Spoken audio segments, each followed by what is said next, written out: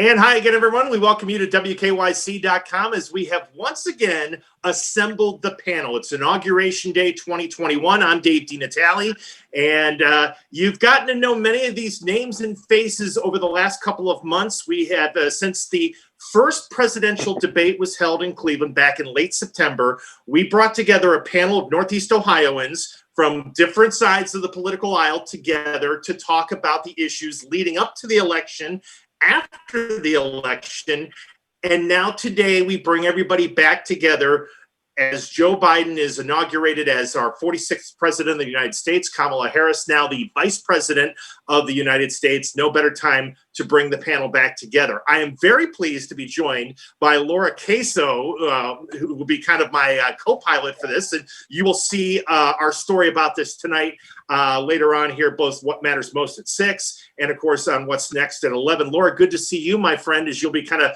co-moderating this with me. And this is I guess I'll start with Laura, and then we'll bring the panel in this.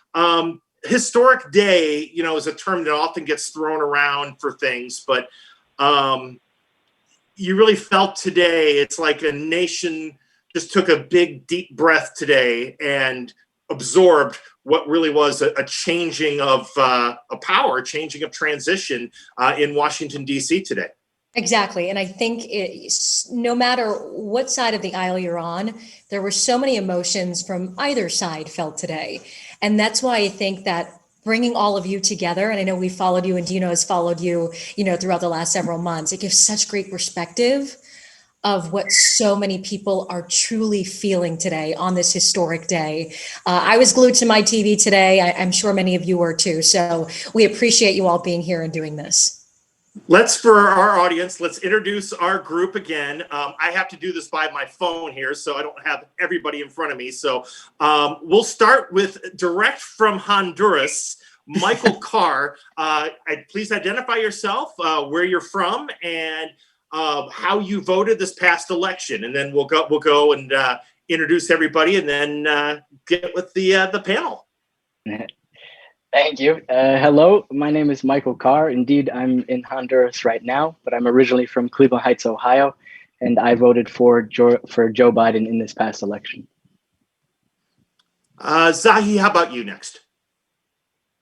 Zahi Abi Yunus. I live in North Royalton, Ohio. I did vote for Donald Trump. I am feeling blue today. Direct from Florida, Henry Guzman. Yes, hi, my name is Henry Guzman. I'm a former safety director for the city of Cleveland and also the state of Ohio, and I voted for Joe Biden and Kamala Harris. How about you, Jennifer? My name is Jennifer Lumpkin. I'm an organizer with Black Lives Matter Cleveland. I work for Cleveland Votes, and I actually did vote for Kamala and Mr. Joe Biden, and I live in the Glenville neighborhood in Cleveland, Ohio. Sherry, that leaves you. Okay, I'm Sherry Naxton. I'm a social worker. I live in Cleveland Heights, Ohio, and I voted for Biden Harris. A lot of you some of you kind of said as we introduced you how you're feeling today. I guess I want to bring that up with everybody. This has been, since we've met you guys in September, it's been a long road to get here to January, to the point where we are inaugurating a new president today. How are you feeling? I guess is the first way to go. Now, Sherry, I guess we'll work in reverse order. Start with you. How are you feeling today about the way things turned out and the way things have kind of unfolded today? I thought that today itself was really touching. It meant a lot to me to be able to watch something presidential with my daughter and feel good about it after the vitriol and toxicity of the past 4 years. And so it was just very meaningful to see these ceremonial moments that had meaning. And I really was touched by Amanda Gorman's presence and poise and her spoken word. I felt like she spoke for me. I mean, everything she said captured the day, including where we've been, the damage that's done, and also the opportunities that lay ahead to do the work that needs to happen. So there's a sense of relief that we're making the transition, and then I'm looking forward to the hard work that needs to come. Go ahead, Jennifer.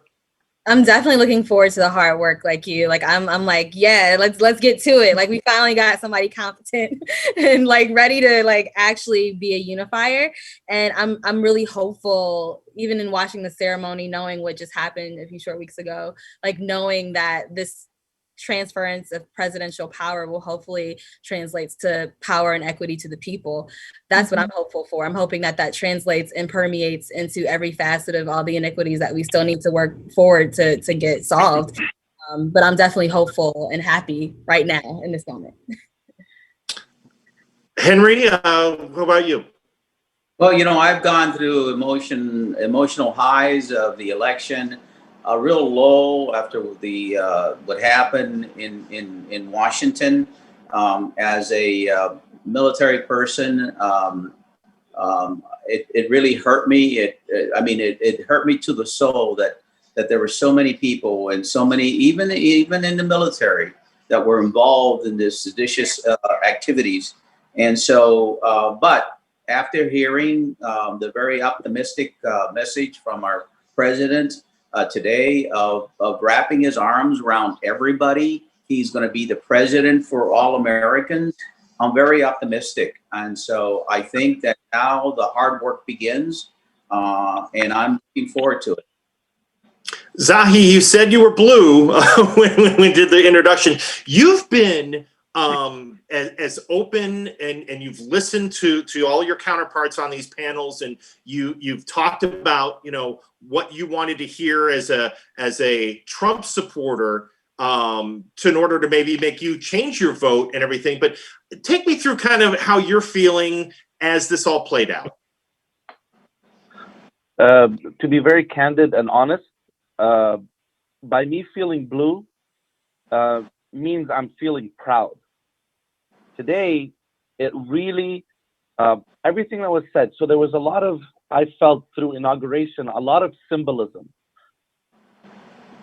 A Latina singing, "This land is my land," unifying. Amazing Grace, sang by a country singer, unifying. The words of Amanda Gorman, beautiful, unifying. It just struck me that, yes, our democracy is not perfect, but together and with these unifying messages, we can move forward, and we are going to move forward. The only direction is not left, not right, not blue, not red, it's forward. And I think this is what I felt watching the inauguration. So I'm a proud American, and I look forward to the next 4 years. Mike? Yeah, I think I would second what a lot of people have been saying. I'm hopeful, but I'm also at the same time not exactly positive. The work starts now. I think with the historic level of people voting in this election, 160 million people, this is a real opportunity for both Joe Biden and Kamala Harris to really pass needed bipartisan legislation. And I think the people really need a sense of agency and a sense of control restored back into their life as we culminate one of, I think, the darkest hours in our history. And I'll harp back on what Amanda Gorman said. She said, a nation that isn't broken, but simply unfinished. And one of the things I think is powerful in the communications that we have, and even this program that you've put together and how we've evolved together over this period, is this is us building a foundation, as Zahi had put, for a better nation in the future. So the work starts now, and we need to take that positive energy and we need to put it towards making a better lives for ourselves. And I guess to anybody here, you all, almost to a person, all use the word unity, and it's great to hear it. Do you have the concern, though, is that we all feel it on January 20th through the pomp and circumstance of Inauguration Day and all the rituals we go through on this day as part of American tradition? But can we sustain that on January 21st going forward when, the business of government and the business of politics kind of resumes? That's something that's been on my mind a lot. I'm actually someone who I like regular days more than holidays in a lot of ways. And so while this is very special, there's this feeling that it can be ceremonial and it's a gesture. And where is the depth? And I certainly think that there's community members for whom the ceremonial day is just not enough. And they're not going to believe in unity until they see action with the community care and providing relief. I mean, there's such a need for relief. There's so much suffering right now. And I'm not naive enough to just assume that because today was beautifully done and felt authentic, like I feel like it was real, but I'm not naive enough to think, well, that just means automatically we're headed in the direction that I think we need to be headed. And I've heard a lot of things. I heard President Biden last night and today talking about structural racism, understanding what our roots are, and that this country was founded upon inequity, and every time the biggest fights are about people who don't want someone else to have equity. And so I hope that this is that moment. I hope we're digging in and we're doing that reparative work. And it's not easy, but I'm not naive, and I'm still going to be highly engaged and keep watching and pushing. And I hope other people do the same. Yeah, I think that he really needs to get his hands around the rolling out of the vaccine. We got what, 400,000 people that Americans lost their lives, and so that's going to be critical in his first 100 days. The unemployment that we have going on right now, getting folks back to work is so important. And then getting to some of the fundamental platform issues that he discussed during the campaign, and that is trying to find a path to citizenship to so many of the immigrants that we have in our country. And so we really need to do that. We need to figure out, while we need to protect our borders, I think we're all in agreement on that we want a safe America. We need to find a way that we can get a path to citizenship for the folks that have been here for so many years, so many decades. And so there's a lot of work to do. And I think it's going to take all of us collectively to make sure that we let our legislative people know that we're watching them, and that while we agree on a lot of things that they're doing, we're going to be up there saying, no, this is wrong. You can't go in that direction. And I think it's a new day. And I'll second that. We really need to reflect on the 250-year history that we have, the struggles it's taken to get here, and take a really honest look at our foundation. Where we stand right now, our unemployment rate, the real unemployment rate, is somewhere around 11%. That's still unheard of numbers. Coronavirus has killed 400,000 people, and still not under control. The struggle for racial justice continues. Climate impacts are getting worse and worse every single year. The middle class has continued to be squeezed, as it has been for decades on end. As a millennial, we're experiencing growth at levels that are the slowest in history, and billionaires just made $1 trillion. Yeah. So Joe Biden, what he had said is, he said, lead not by power, but by power of example. The problems that we have in the United States aren't isolated to the United States either. These same problems we can see, and the same reactions to those problems, in many different countries that I've been to in the past year. We need to start setting an example for change as the most powerful, and I would argue the best nation in the world, and not through the power that we have, but by the example that we can set. I 100% agree, and I have to say, we have to remind ourselves that the same system that elected our last president, elected President Barack Obama, and the same system that can't handle COVID amongst our country still is the same system that will continue to show us health disparities in our communities. The same system that we are still in is the one that has to be undone. So yes, we have work to do, but that work requires some dismantling of what's been done, not only over the last 4 years, but what's been done over the last 250 years. So for me, until I hear that undoing is part of the building, I'm a little less confident going into this unity scenario without clear understanding of what has to be undone first. I'm really hoping that we get to the point where we can be real about what that has to look like for everyone, especially Black lives. Yes, I agree. And I actually think the other piece of this is we're all so excited about doing this I agree about we have to dismantle the very systems and then improve them. Like, it's not just taking them as they are. There's also the piece of holding the prior administration and the stirring of this white supremacy that became, it was so violent and an attempted coup, that we have to hold them legally accountable. And I hope that thread doesn't go away just because we're excited it gets started. Like, we have to be able to do both at the same time. And I'm sorry about my dog. I was going to say, the dog wants to jump in and be part of the panel. She Zahi, I know you likes conference calls a lot. I'm going to mute my microphone for you. Yeah, if you remember during the presidential debate and the vice president debate, I spoke a lot about checks and balances and believing in the system. And I remember everyone here almost said former President Trump appointed a specific person to the Supreme Court, and that's going to sway everything to his favor. Guess what? We believed in the system, and it did not sway to his favor. So I trust in the system. I trust that we have men and women in Congress and in Senate to make the right decision.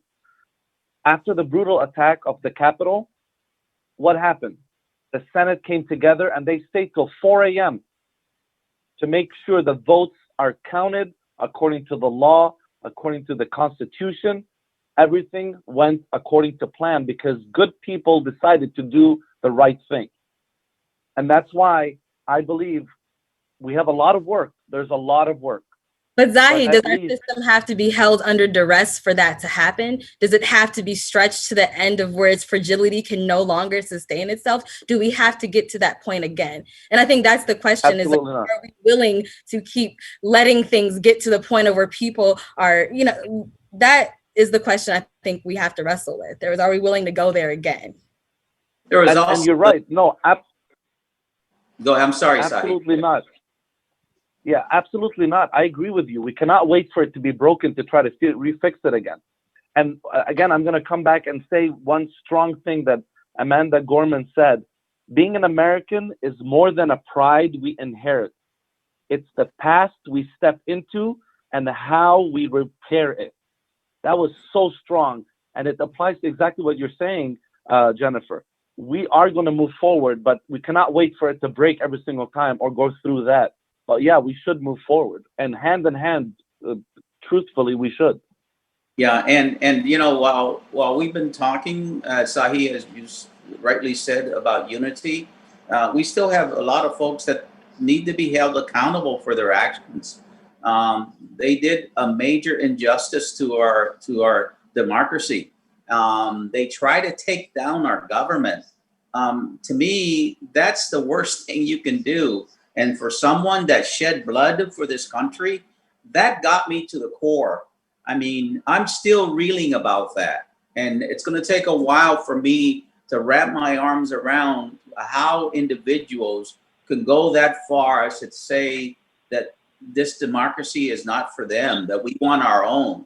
And so there's a lot of folks that need to be held accountable. Absolutely. Absolutely. What's funny is during this time, because of remote learning, I've been eavesdropping on my daughter's AP US history classes. And what strikes me is this has been the struggle the entire time at every election, every battle, everything, what states to allow to enter and not enter the union and how they entered the union. It was always about white supremacists not wanting to lose power to people of color, whether it was immigrants or people who were brought here as slaves. But Black and brown people were always perceived as a threat to power and property and wealth. And it's striking that it's over and over again. So those people who tried to have a coup 2 weeks ago, it was the same value. It's like, it's been here the whole time, that there's always been a group of people who don't believe in equality for all, who all those words for them don't apply to everyone equally. And they feel threatened when we try to act actualize those words and make it fair and just and take care of everyone. And so we have to somehow own that, that there's always been this part, the whole 250 years, 500 years, like it really goes back to when we came over as colonists. And it's a lot to reckon with. And I'm so inspired, as you said, Zahi, by the diversity on the stage today, the people who were chosen to be the voice for Americans. And I see that in the appointments that Biden's making as well. It means so much to me to have a Native American leader as the director of the Interior. I mean, like, that means something to me. Like, I believe we're at a point that could be that reckoning, but we need to keep it elevated at that level and also hold accountable the administration and the citizens who caused so much destruction. It was 2 weeks ago, but it's also been over the past 4 years. It's both. And it's going to take a while to push those people back under the rocks that they were. They've been given credibility. They've been given the license to be able to come out overtly and act the way they have acted. They've always been there. I know that they've always been there, but they were given a license to act, and somehow we need to deal with that. But we're going to live with this for the next 4 years. It's going to take a long time for us to get this country back to a sense of normalcy. I'm really happy that that world leaders are starting to look at the United States like they rightly should have. I think we'll be in a better place, but it's going to take a lot of work. At the same time, I think it's important to point to the overall silver linings here. When I started traveling, I traveled during the era of Obama, and I lived in Africa, for instance, and in Germany, where he's basically a rock star, and everybody thought everything was okay in the United States. When I personally knew myself, with my engagement with police in Cleveland, with how I was being treated as a person of color, etc., and seeing the world around me, and everything wasn't okay within the United States. And over the past 4 years, with things coming to a head and exploding, the world is continually being able to see exactly what the United States is, rather than what the United States pretends itself to be. And many other countries have the same exact dynamics and the same exact problems within their own territories that they're unable to deal with themselves, right? So it gives an opportunity to show the rest of the world that these problems still exist, that we have to address these problems and provide a framework and a way to actually go about doing that. And I think that's a great opportunity for us as people right now. Or jump in, please. Yeah, I want to, I think what I'm hearing from you all is that there's a lot of work to be done. Today doesn't change everything. Yeah. But January 6th was obviously a day that rocked so many. Today, January 20th, do you feel truly hopeful? I do. Yes, I do feel hopeful. But again, as I mentioned earlier, that hope has to reach out into some sense of getting folks back to reality, and putting our arms around each other again. And that's what's going to take a long time. But I am hopeful. I am real hopeful.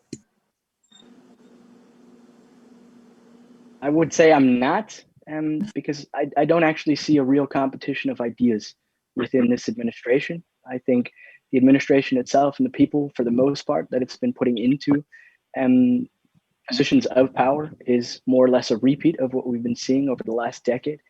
I would like to see something much different, start to embrace a bit more of what we can expect in the future for our economy and for the way we relate to ourselves.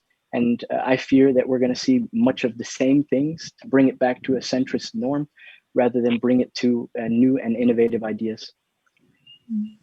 Well, but we don't have the kind of leadership. Clearly, you must see, Mike, that with the new leadership that we have right now, that things are going to be going in a different direction. And I think this country is going to be in a much better place.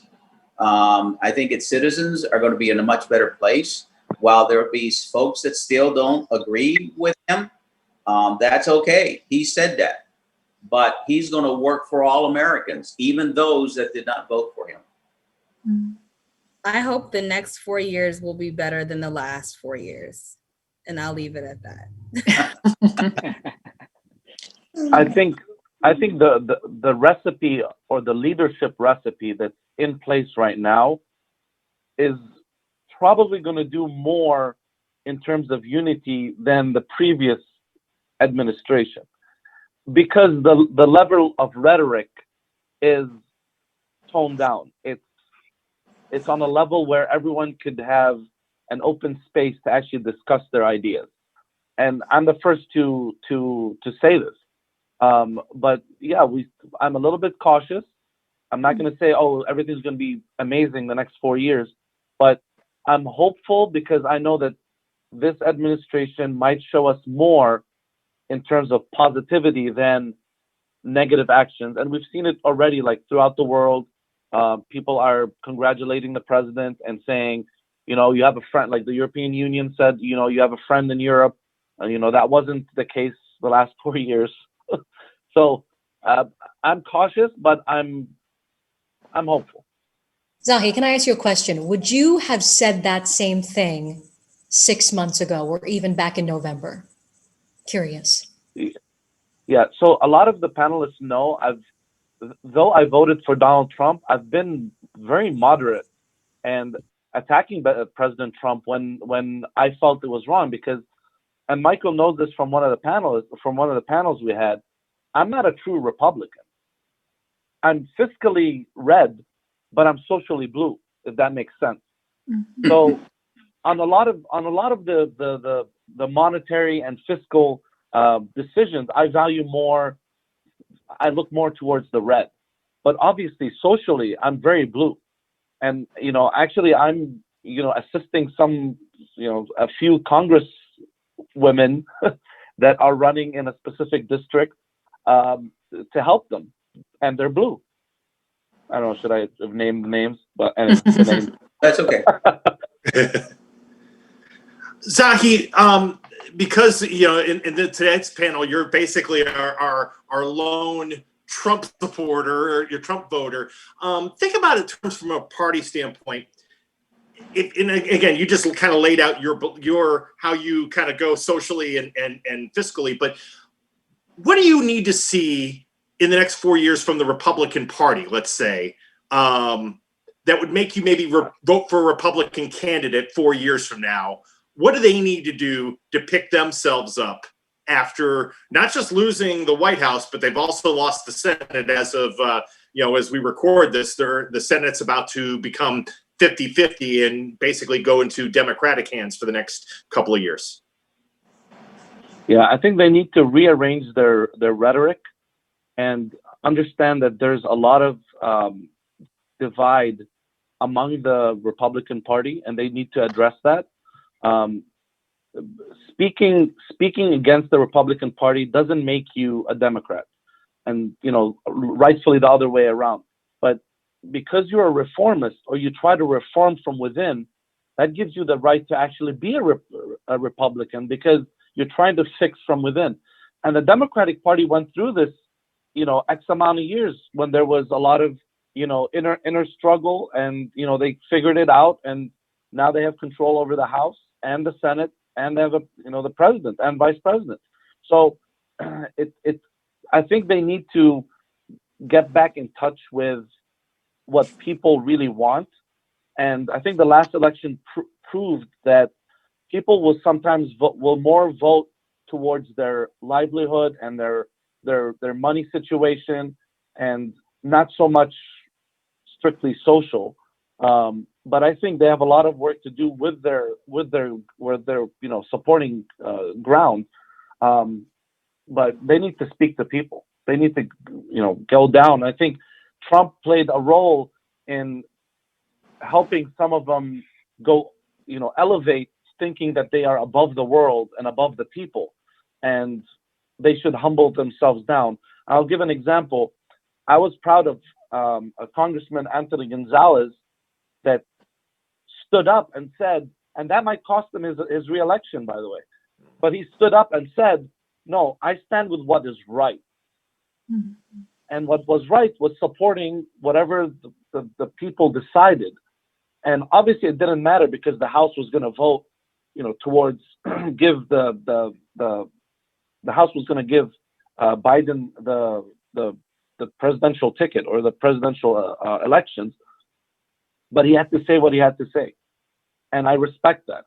So the Republicans need to humble themselves and go back to in touch with reality. Last one from me, and then if Laura's got another one, I'll let her jump in. The one thing, and I've said this about this panel since we first brought you guys together in September. There's something to be said about disagreeing without being disagreeable and being able to listen to each other.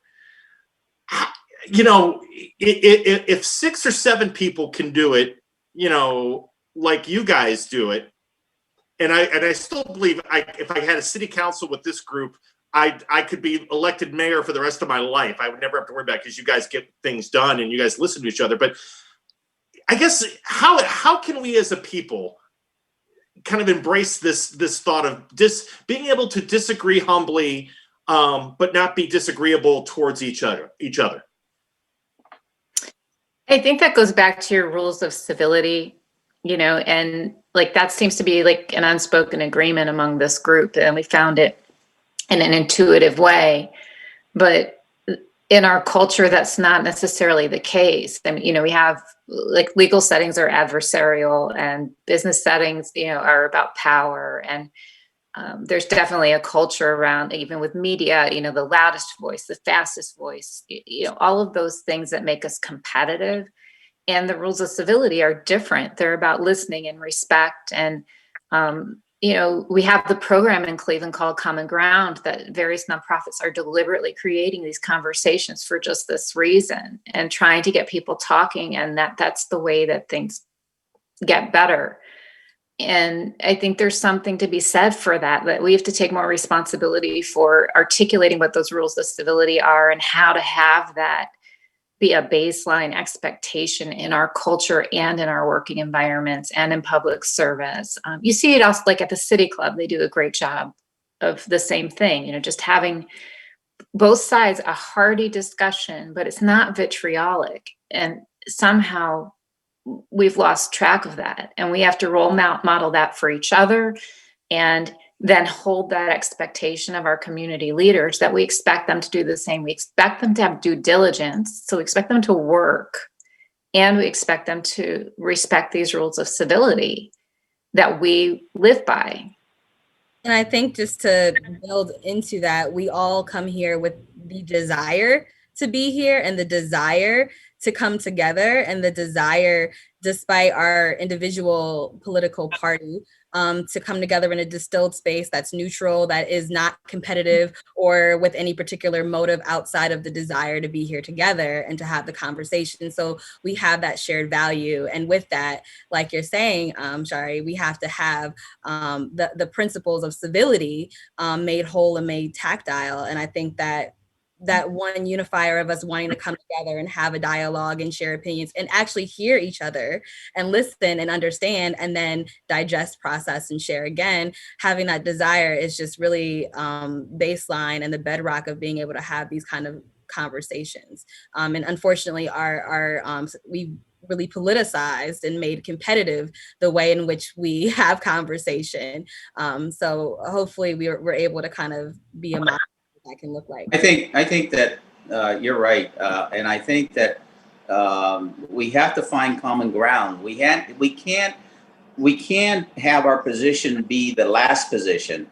We need to go in and say, this is what I've been thinking about, and let's have a discussion about this issue.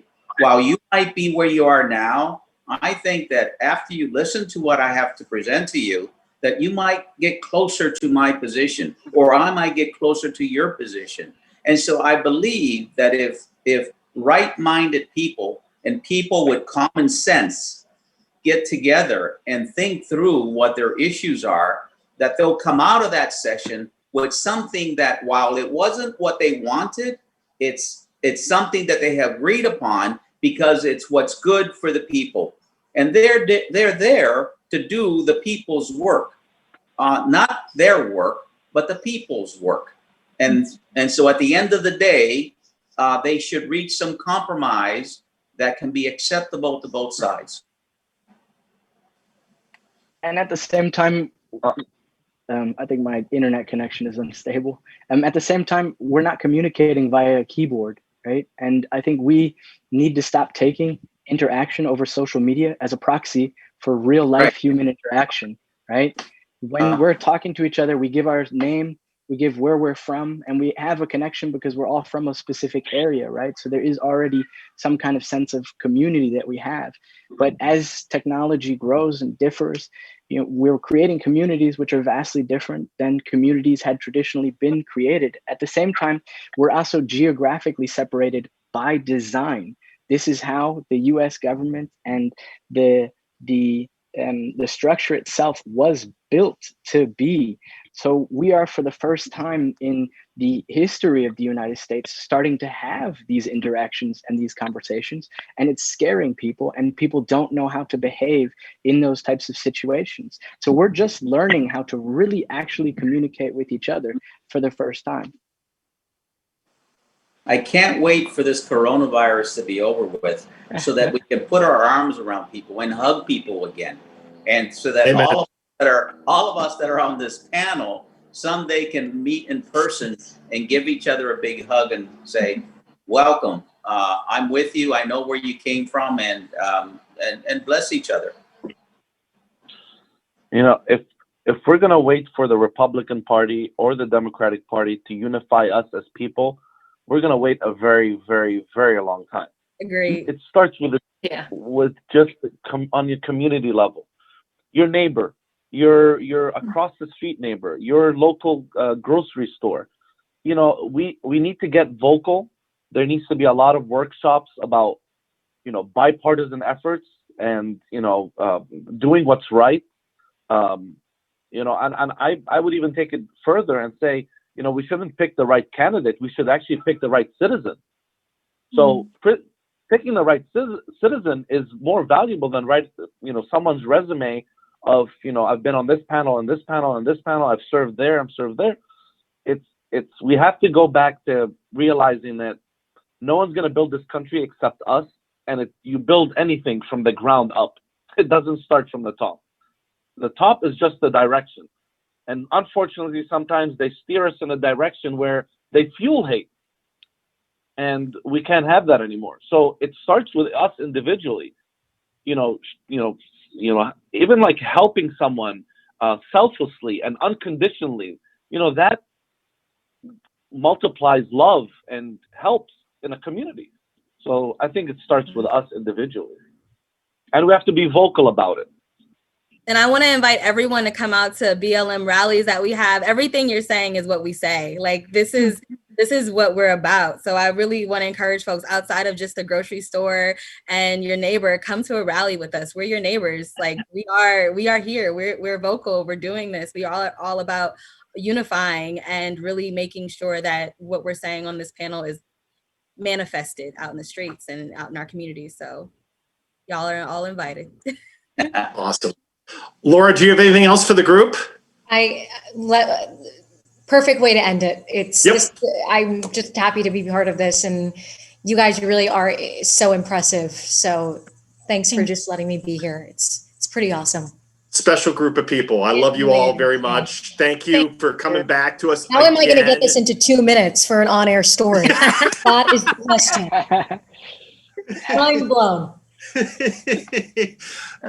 We thank everybody again for joining us. This is a panel again we had first together in our Zoom room back at debate night, and coming back together on Inauguration Day just made a ton of sense. Thank you all for joining us, and thanks everybody for watching right here on WKYC.com.